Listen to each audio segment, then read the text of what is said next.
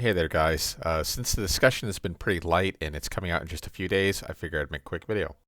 Eddie has a new ground hitting variation, looking very similar to Katarina up back 4. Claudio has a new natural hit knockdown mid, looking like a mix between forward 2-2 and back 1+2. Anna has a new power crush, looking very similar to Fakum Lam forward 3+4. Might this be the first nerf we've actually seen? Possibly a Lisa down forward 1+2. Law gets a new full crouch attack, looking very similar to Asuka's old full crouch down forward 3. Possible evidence of a crossover between Katarina and Eddie. Here we see Katarina have a Eddie style down forward 4, causing a flip over on counter hit. While hard to see, King back 3 might actually now lead to an attack throw, similar to a sumo butt slam.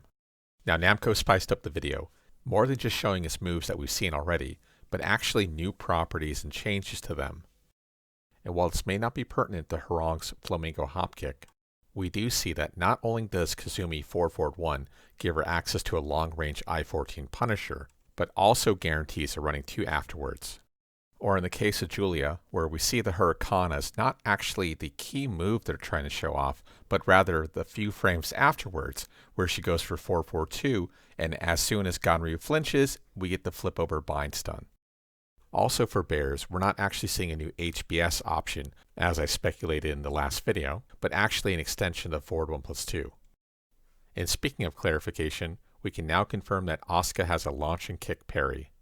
Master Raven gets a new 1-1 move, ending with some sort of kicking flip over, looking very similar to Shaheen 1-2-4. Unfortunately, no clarification as to what the shoulder may actually be. I'm still personally betting on forward 1+4. Now, of course, the one character everyone wants to know more about is the character they literally show the least on the screen of. Down back 2 into some new sort of SE option looking like the first half of Lightning Screw, but instead of ending with a large upward kick, instead does presumably some sort of high spin option.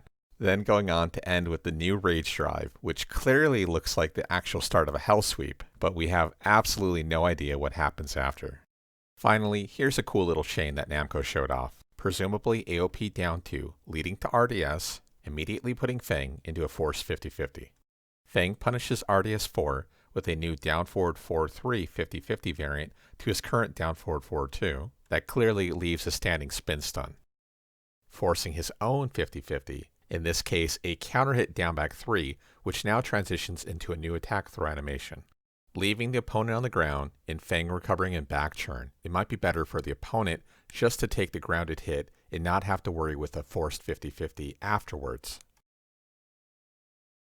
Not to be outdone, we see some new moves for Kunimitsu. Probably a new down forward 2 into a 4-2-3 spin, ending with a new set option, set 1-2-2. I'm also inclined to believe that this is a new forward 4-2, making it more similar to Heihachi's, with a new 1/ attack that's also presumably high, possibly to make it safer on block. Here we see a new back turn 1-3, also leading the set, ending with the iconic set 4 attack throw. On the topic of back turn, we see a new 1-2 into back turn, and then a brand new back turn 2, which appears to be a natural hit launcher. Forward 4 pickup into presumably set back 4, leaving Kuni back turn, setting up the back turn 1-3 set, finishing up with what I presume to be set 1-2 forward 1. Please note, this is not the end of the combo. Nina is actually in a spin state.